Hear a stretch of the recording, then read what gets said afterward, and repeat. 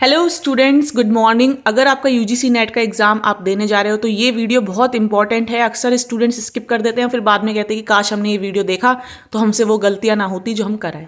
देखिए, जब आप एग्जाम हॉल में जाके बैठोगे यूजीसी नेट का एग्जाम देने तो कुछ इस तरीके का इंटरफेस आपको कंप्यूटर पे देखने को मिलेगा। सीधे हाथ पे होगा आपका फोटो, आपका नाम, आपका जो सब्जेक्ट है उसका नाम। ठीक है, उसके बाद आपको आराम से बैठे रहना है। जब आपका एग्जामिनर आपसे कहेगा, जो वहाँ पर इंस्ट्रक्टर होगा वो आपको इंस्ट्रक्शन देगा कि अब आपको लॉगिन करना है, तो आप इसमें पासवर्ड डालिए। पासवर्ड क्या है, आपके मन में सवाल आएगा। तो जो आपकी जन्म तिथि है यानी डेट ऑफ बर्थ है वही आपका पासवर्ड है। जैसे किसी की जन्म तिथि 20 फरवरी 1996 है तो वो ही उसका पासवर्ड है। उसके बाद आपको सिंपल क्या करना है, लॉगिन। कंप्यूटर पर आपको टाइम मैनेजमेंट करना आ जाए, इसलिए आपको ये सारी चीज़ों का आना बहुत ज़रूरी है। अगर आपने अभी कंप्यूटर पर प्रैक्टिस नहीं करे मॉक टेस्ट यूजीसी नेट के, तो वहाँ पर आप टाइम मैनेजमेंट नहीं कर पाएंगे एग्जाम हॉल में। ठीक है, फिर यहाँ पे कुछ जनरल से इंस्ट्रक्शंस दिए होते हैं कि टाइम लिमिट कितनी है। ठीक है, किस तरीके से अगर आपने किसी क्वेश्चन को नहीं देखा है तो बॉक्स वाइट रहेगा। ठीक है, आंसर नहीं किया है तो रेड रहेगा, आंसर कर दिया है तो ग्रीन हो जाएगा। अगर आपने किसी को आंसर नहीं करा है लेकिन रिव्यू के लिए उसे रखा है, यानी समीक्षा करेंगे आप बाद में, अभी कंफ्यूज हैं, तो वो पर्पल हो जाएगा। आंसर भी किया है लेकिन समीक्षा के लिए भी रखा है तो वो पर्पल के ऊपर हरा बिंदु बन के आएगा। इस तरीके के कुछ यहाँ पे इंस्ट्रक्शंस होते हैं जो बहुत ज़्यादा ऐसे आपको टाइम उसमें वेस्ट करने की जरूरत नहीं है। फिर यहाँ पे एक छोटा सा आप बॉक्स देख सकते हैं उल्टे हाथ की तरफ, जिस पे मैं अपना एरो ले जाके क्लिक कर रही हूँ। बस आपको इसमें राइट कर लेना है कि आपने जो सारे इंस्ट्रक्शंस हैं वो पढ़ लिए हैं और आपको आगे की तरफ बढ़ जाना है। जैसे ही आप आगे बढ़ेंगे आपको दिखेगा कि आपकी जो परीक्षा है वो शुरू हो गई है। क्योंकि ये डेमो है और इसमें सिर्फ पेपर 2 है, तो आपको ये मत सोचना कि सिर्फ पेपर 2 आएगा। जी नहीं, पेपर 1 और पेपर 2 आप कभी भी खोल सकते हो, कभी भी बंद कर सकते हो। कुछ बच्चे कंफ्यूज होते हैं कि एक बार अगर पेपर 1 से हमने पेपर 2 पे चले गए तो क्या पेपर 1 कभी नहीं खुलेगा।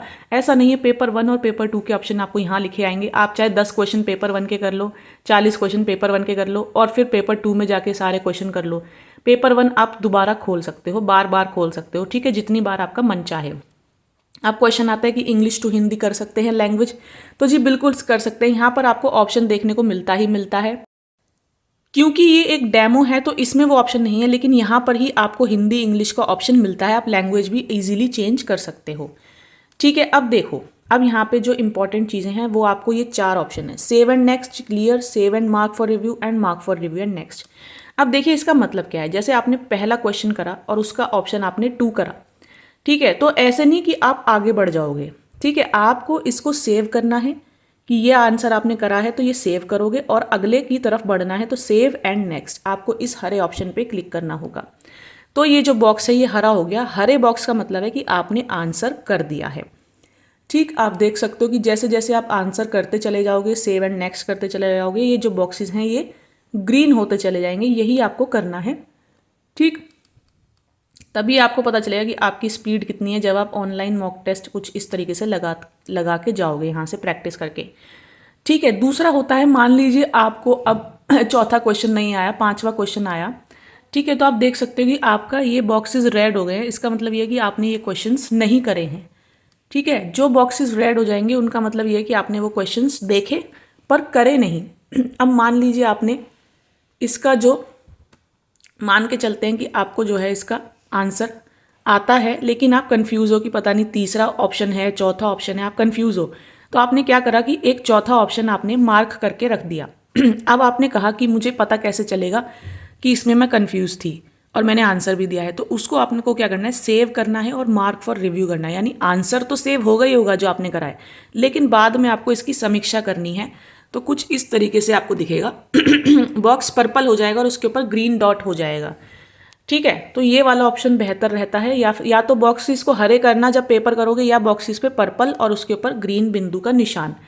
ठीक है, जब भी आप पेपर सॉल्व करने जाओगे। ठीक है, अब मान लीजिए आपको जैसा कि मैंने बताया ये वाला हो गया। ठीक है, अब मान लीजिए आपने इस क्वेश्चन को देखा लेकिन आपको कुछ भी समझ नहीं आ रहा, कोई आंसर आपको समझ नहीं आ रहा, आप सिर्फ इसको रिव्यू के लिए रखना चाहते हो, आपने कोई आंसर इसमें टिक नहीं करा, तो ये देखिए ये बॉक्स सिर्फ पर्पल रहेगा। ठीक है, यानी इसको सिर्फ आपको रिव्यू करना है, आंसर आप बाद में लगाओगे, अभी आपने आंसर इसमें टिक नहीं करा है।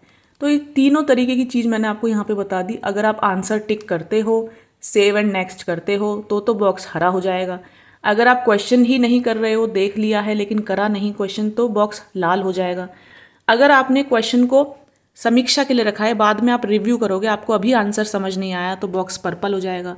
अगर आपने आंसर मार्क तो करा, आपने आंसर करा तो सही, लेकिन आप कंफ्यूज हो कि पता नहीं दूसरा ऑप्शन है तीसरा, आपने फिलहाल तीसरा मार्क कर दिया लेकिन फिर भी कंफ्यूजन है, तो आप इसको रिव्यू के लिए रखोगे तो पर्पल और हरा बिंदु इसके ऊपर आ जाएगा। ठीक है, टाइम आपको ऊपर चलता हुआ दिखेगा पूरी तरह से। ठीक है, देखो लैंग्वेज का ऑप्शन ये रहा, मैं कह रही थी ना कि लैंग्वेज का ऑप्शन होता है।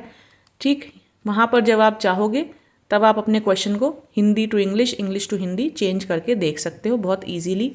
कोई ऐसी परेशानी, कोई दिक्कत वाली बात आपको नज़र नहीं आएगी। ठीक है, तो ये चीज़ों का आप ध्यान रखना, क्योंकि देखो ना तो आप अपने बॉक्सेस को लाल छोड़ना, ना ही आप अपने बॉक्सेस को पर्पल छोड़ना, या तो ग्रीन करना या पर्पल के ऊपर ग्रीन डॉट आए, ऐसा करना। वो इसलिए क्योंकि उसी को देखो यहाँ पे साफ साफ लिखा है कि जो आंसर्ड है और जो आंसर्ड और मार्क फॉर रिव्यू है, जो ये वाला है, वो ही कंसीडर होंगे जब चेकिंग होगी आंसर्स की।